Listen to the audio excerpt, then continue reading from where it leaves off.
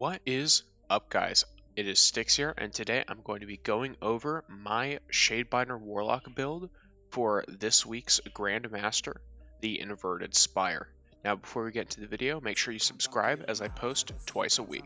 Starting off with the actual Shadebinder setup that I've got, I roll with Healing Rift, Strafe Glide, or Burst Glide, depending on whatever you want. Obviously, Penumbral Blast. And then I go with a Dust-Filled Grenade, but that's not the grenade that I use, because I use Bleak Watcher. Bleak Watcher, when you hold the grenade down, similar to the Devour ability, except it lets you chuck out a little turret that slows things.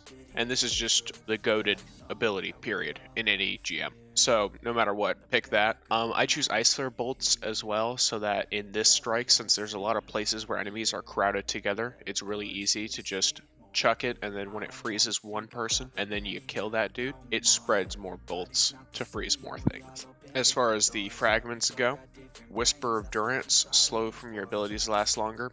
That's just in general a nice thing to have. Whisper of Torment, you gain grenade energy anytime you take damage. This is also just basic. And then defeating frozen targets grants you super energy. This takes off your discipline and intellect, but it's useful enough because it lets you use your super more. And your super is great crowd control with this subclass. It's not like going to be this massive damaging ability like something like Chaos Reach or a Titan's Thunder Crash, but it's really good for just keeping control over a zone. For example, when you go towards the drill in Inverted Spire, I like to pop my super while I land because there's an unstoppable enemy and a bunch of Legionnaires and Phalanxes there. So you just freeze everything, you pop your pulse once, and then you just keep freezing the champion so that your teammates can get it down enough to kill it. And then there are two options that I go with here depending on what you want to do. There's Whisper of Chains. While you're near frozen targets or a friendly stasis crystal, you take reduced damage from targets.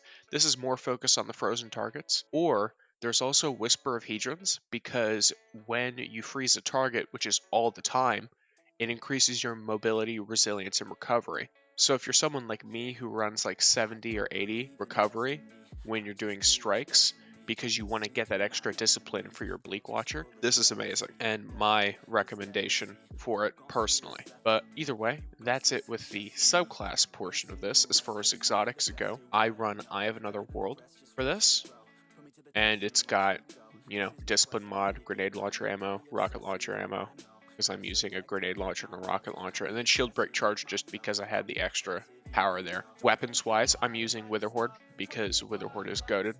Period. I don't have Anarchy, otherwise I'd probably be using that instead. I use Vouchsafe as a scout rifle, rapid-hit explosive payload with a major spec on it for champions. I use a Hesitant Vengeance with overflow and vorpal weapon with a boss spec on it. This is really nice for the last boss because, like I said, you can do the boss really quickly, but you don't have a lot of damage with this subclass by itself. It's mostly CC. So that's just in general good. The ghost doesn't really matter. Put whatever you want on it. I guess if you want an extra chance at the Adept Hung Jury, then you can put the, what is it called? Vanguard Prosperity. Now for arms, I put Unstoppable Grenade Launcher, Anti-Barrier Scout with Protective Light, and I put on the chest plate Concussive Dampener, Sniper Damage, and Taking Charge, Boots, Grenade Launcher, Rocket Launcher, and Argent Ordnance. And then for my Memory of Cade Bond, I have Bomber and Firepower.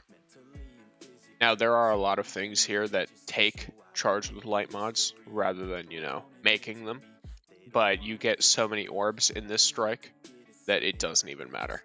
You're just always charged with light. But either way, if you enjoyed this little video about my build that I take into the GMs and stuff, feel free to let me know in the comments. I can do more stuff like it. I can do this with PvP builds as well. And thanks for watching.